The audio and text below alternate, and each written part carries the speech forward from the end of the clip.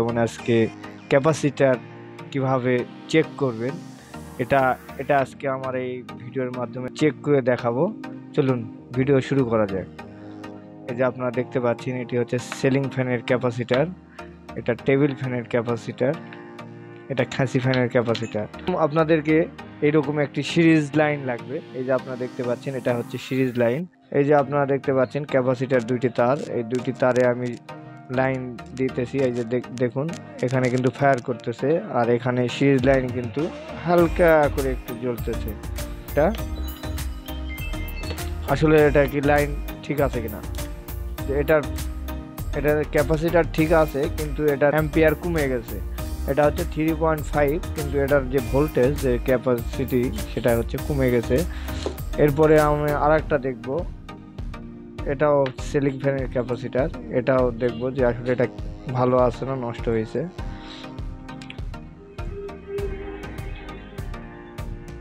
এটাতে কোনো ফায়ার করতেছে না, এটাতে কোনো ফায়ার করে নাই,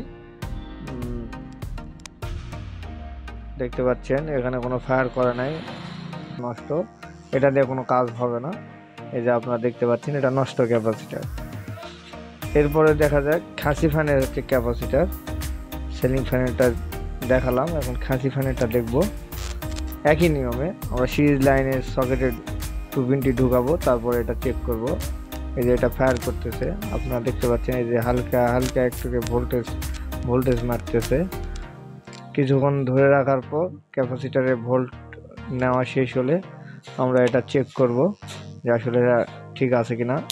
এটা ঠিক আছে, আপনারা দেখতে পাচ্ছেন। আবারও চেক করে দেখাই আসলে এটা কিরকম পাওয়ার ভোল্টেজ রয়েছে, তাহলে আপনারা বুঝতে পারবেন।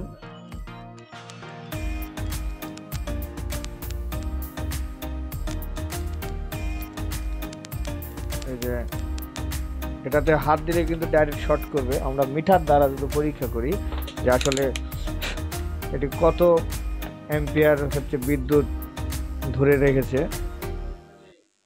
এই যে আপনারা দেখতে পেলেন 220 ভোল্ট এটা হচ্ছে বিদ্যুৎ ক্যাপাসিটি, এটা ধরে রাখে। এই যে শর্ট করে দিলাম, এটা শব্দ হলো। এটা ভালো আছে, এই ক্যাপাসিটারটা ভালো।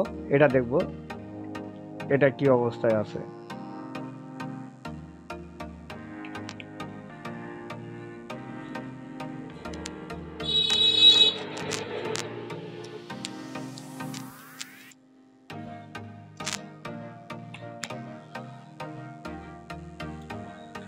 এটারও টেম্পার কমে গেছে, এটা তেমন ভোল্টেজ নাই, এটাও নষ্ট বলা যায়।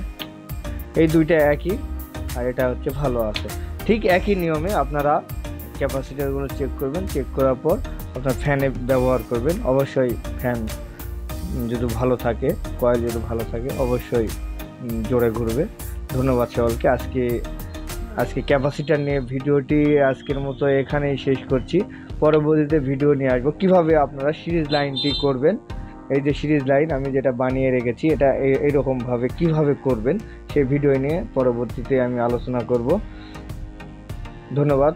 আর আপনাদের মূল্যবান মতামত জানাবেন যে আসলে কি রকমের ভিডিও বানালে আপনাদের উপকার হবে, সেই কমেন্টের অপেক্ষায় থাকলাম। ধন্যবাদ সকলকে। আসসালামু আলাইকুম।